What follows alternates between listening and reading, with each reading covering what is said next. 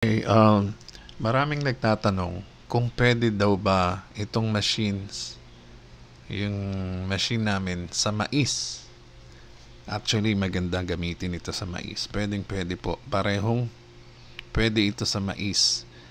Actually, pagka mais ang gigilingin mo, pwede mong gamitin yan dito kung saan mo linalagay yung palay. At paglabas niyan dito sa output na daluyan nito ay magiging crack corn. Ngayon, kung nalalakihan kayo sa size ng crack ng corn, pwede nyo i-adjust dito. So magkakaroon ng difference, no? Magiging smaller yung crack niya. So yung bigas, imbis na bigas ang lalabas, ay mais na crack dito, no? And then, ang maganda pa dyan, mas malakas actually kung nakaka 150 to 180 kilo ka na bigas dito sa rice milling machine na to. Sa mais, kaya hanggang 250 kilos per hour. 200 to 250. Okay? Yun ang nakalagay dito sa ating specification.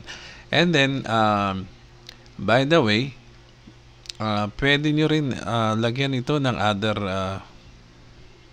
beans or kung ano man ang pwede nyong gilingin dito na pwede nyong balatan, no? Nakalagay naman yan dito sa website, dun sa itaas ng website. And then kung magko-concentrate ka naman sa mga crack corn or corn grits, no?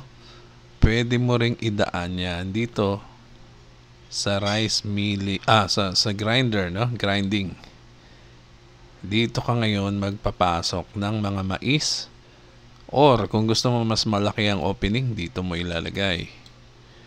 So ang kailangan mo lang gawin dyan ay palitan ang nakalaman na screen dito.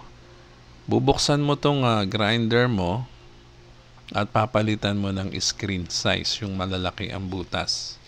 So, depende yung size ng grits ng corn ang gusto mong palabasin, no? Kung gaano kalaki yung butas. Kunwari, merong 5 mm, 6, 7, 8 mm, 10, 11, 12, and so on, no? May mga sizes yan. So, depende kung anong size ang gusto mo. Okay, kung nagagawa niyan ay ganon dito, parehas lang din yan sa single funnel. Okay, meron yan tayong switch na for grinding and for rice milling. May switch yan dito. Nandito yung switch, no? So, walang pinagkaiba, no? Pwede mong idiretso sa grinder yung mais. Pwede dyan babagsak at magko-concentrate ka sa corn grits. Or, pwede mong palabasin yung corn, na crack corn dito. Same din dito. Okay, kung ilan ang capacity nito, let's say 200 to 250 kilos per hour sa mais, ganun din dito.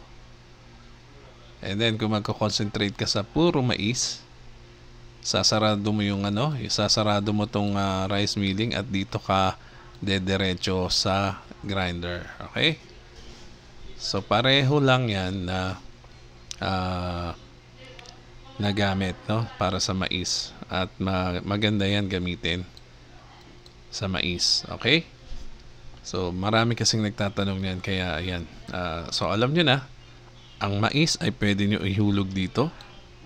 Lalabas dito as crack corn. Ganon din dito. Or, kung magko-concentrate kayo sa puro mais, yung size ng corn grits, very particular kayo, dito nyo na idiretso sa grinder. Magpapalit nga lang kayo ng screen ng mas malalaking butas. Depende sa size ng grits na gusto nyo. Okay? Malinaw naman.